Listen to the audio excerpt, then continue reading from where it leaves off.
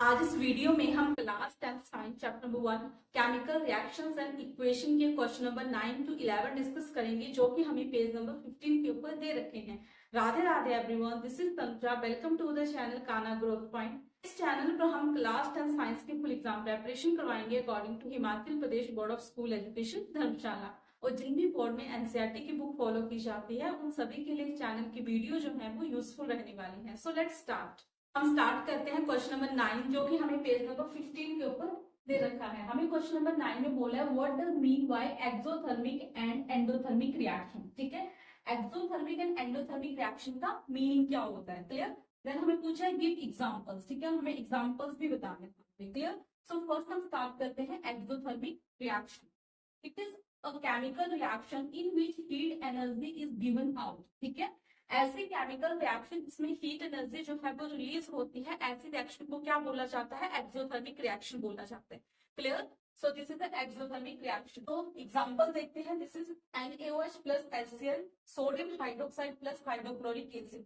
जब इनकी आपस में रिएक्शन होती है तो हमारे पास क्या बनता है, NaCl प्लस H2O। और क्या होता है, एनर्जी जो है वो रिलीज होती है, हीट एनर्जी जो है वो रिलीज होती है। तो ऐसी रिएक्शन को क्या बोला जाता है, एक्सोथर्मिक रिएक्शन बोला जाता है। आई होप कि आपको क्लियर हो गया।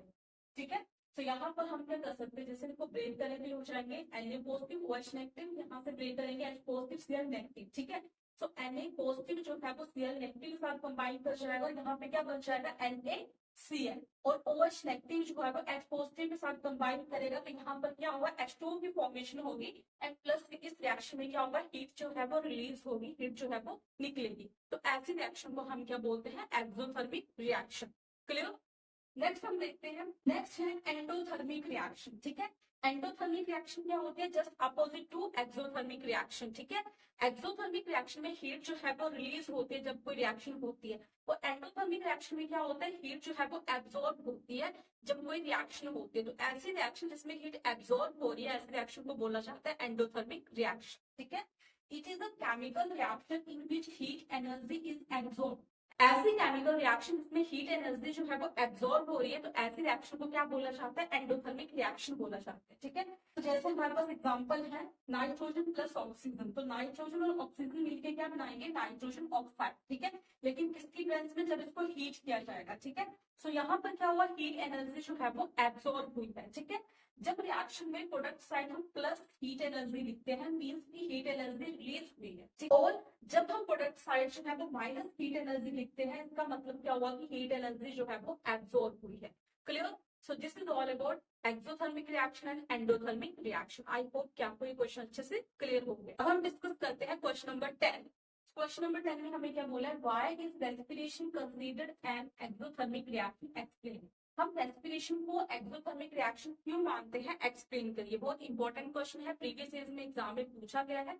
और जब हमने चैप्टर की एक्सप्लेनेशन की थी तो हमने इस क्वेश्चन को अच्छे से डिस्कस किया है, अच्छे से कवर किया। तो मैं लिंक डिस्क्रिप्शन में दे दूंगी, आप वहां से इस क्वेश्चन को चेक कर सकते हो, क्लियर। तो नेक्स्ट क्वेश्चन स्टार्ट करते हैं, क्वेश्चन नंबर 11। क्वेश्चन नंबर 11 हमें बोला है why are decomposition reaction called the opposite of combination reaction.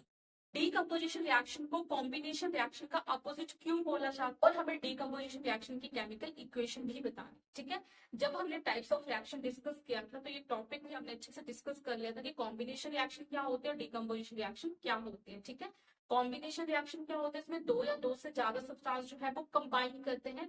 और डीकम्पोजिशन रिएक्शन क्या होता है, इसमें एक सिंगल रिएक्टेंट जो है वो दो या दो से ज्यादा प्रोडक्ट्स में ब्रेक डाउन होता है।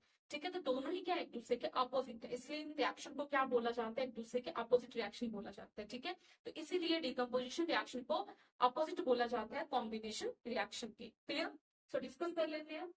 देखिए डिकम्पोजिशन रिएक्शन क्या होता है, during decomposition reaction a single substance is break down into two और मोर सब्सटेंसेस। डिकम्पोजिशन रिएक्शन में क्या होता है, सिंगल सब्सटेंस जो है वो दो या दो से ज्यादा सिंपल सब्सटेंस में क्या हो जाता है, ब्रेक डाउन हो जाता है, क्लियर। और दूसरी तरफ यदि हम कॉम्बिनेशन रिएक्शन की बात करें तो ड्यूरिंग कॉम्बिनेशन रिएक्शन टू और more substances combine to form new substance which is just opposite to the decomposition reaction.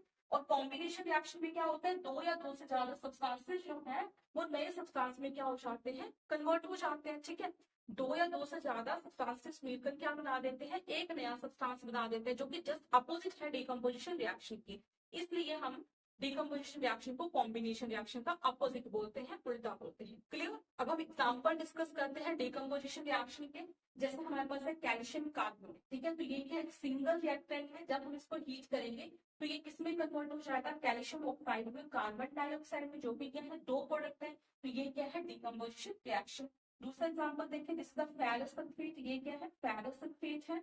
और जब फेरस सल्फेट को हम क्या करेंगे, हीट करेंगे, तो यहाँ पर क्या होगा, ये फेरिक ऑक्साइड में कन्वर्ट हो जाएगा, सल्फर डाइऑक्साइड में कन्वर्ट हो जाएगा और सल्फर ट्राइऑक्साइड में कन्वर्ट हो जाएगा। ठीक है, ferric oxide plus this is sulphur dioxide plus sulphur trioxide,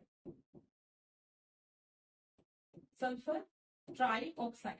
तो यहाँ पर हम क्या ऑब्जर्व कर रहे हैं कि सिंगल रिएक्टेंट जो है वो तीन प्रोडक्ट्स में ब्रेक डाउन हो गया।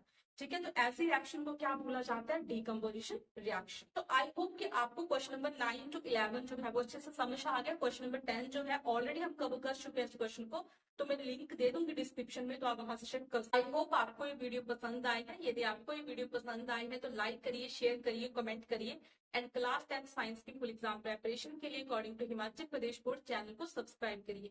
थैंक यू, टेक केयर, मिलते हैं नेक्स्ट वीडियो में।